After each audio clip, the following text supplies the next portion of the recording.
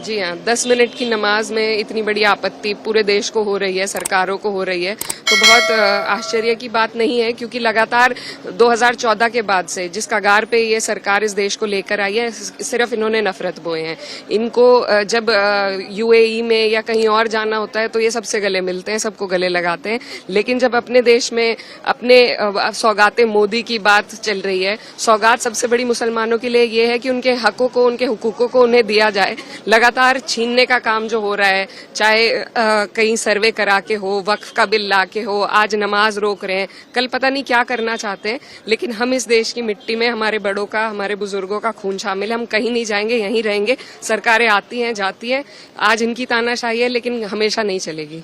लगातार इसका विरोध प्रदर्शन हो ही रहा है और सब लोग विरोध कर रहे हैं, लेकिन सरकार अपनी तानाशाही पे आमादा है। लेकिन हमें देखिए अब क्या किस तरीके से लेकर आते हैं। हम लोग पूरी तरीके से अपोज तो करेंगे, लेकिन इसी तरीके से सारे हक छीन कर आपको एक पैकेट पकड़ाया जा रहा है सौगात देने के रूप में, तो ये इनकी जो दोहरी पॉलिसी है उसको दर्शाता है, और इन लोग ऐसे लोगों का राज लंबे टाइम तक नहीं चलता है। देखिए, जो भी आदमी जो हिंदुस्तान की भावना को, संविधान की भावना को अपने दिल में लेकर चलता है, वो समझता है कि ये गलत है। और मुझे खुशी है कि कुछ लोग जो सरकार के साथ जुड़े हुए हैं वो इतनी समझ रख रहे हैं कि वो आगे आकर इन सब चीजों के खिलाफ बोल रहे हैं, और उम्मीद यही है कि सरकारें समझेंगी और इस तरीके के जो फरमान है तानाशाही के, उनको वापस लेंगी। जी हाँ, 10 मिनट की नमाज में इतनी बड़ी आपत्ति पूरे देश को हो रही है, सरकारों को हो रही है, तो बहुत आश्चर्य की बात नहीं है, क्योंकि लगातार 2014 के बाद से जिस कगार पे ये सरकार इस देश को लेकर आई है, सिर्फ इन्होंने नफरत बोए हैं।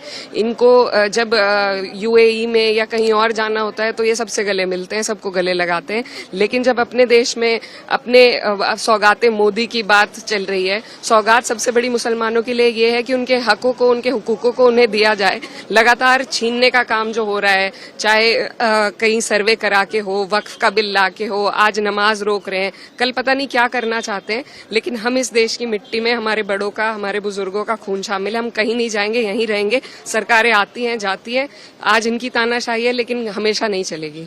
लगातार इसका विरोध प्रदर्शन हो ही रहा है और सब लोग विरोध कर रहे हैं, लेकिन सरकार अपनी तानाशाही पे आमादा है। लेकिन हमें देखिए अब क्या किस तरीके से लेकर आते हैं। हम लोग पूरी तरीके से अपोज तो करेंगे, लेकिन इसी तरीके से सारे हक छीन कर आपको एक पैकेट पकड़ाया जा रहा है सौगात देने के रूप में, तो ये इनकी जो दोहरी पॉलिसी है उसको दर्शाता है, और इन लोग ऐसे लोगों का राज लंबे टाइम तक नहीं चलता है। देखिए, जो भी आदमी जो हिंदुस्तान की भावना को, संविधान की भावना को अपने दिल में लेकर चलता है, वो समझता है कि ये गलत है। और मुझे खुशी है कि कुछ लोग जो सरकार के साथ जुड़े हुए हैं वो इतनी समझ रख रहे हैं कि वो आगे आकर इन सब चीजों के खिलाफ बोल रहे हैं, और उम्मीद यही है कि सरकारें समझेंगी और इस तरीके के जो फरमान है तानाशाही के, उनको वापस लेंगी। देखिए, जो भी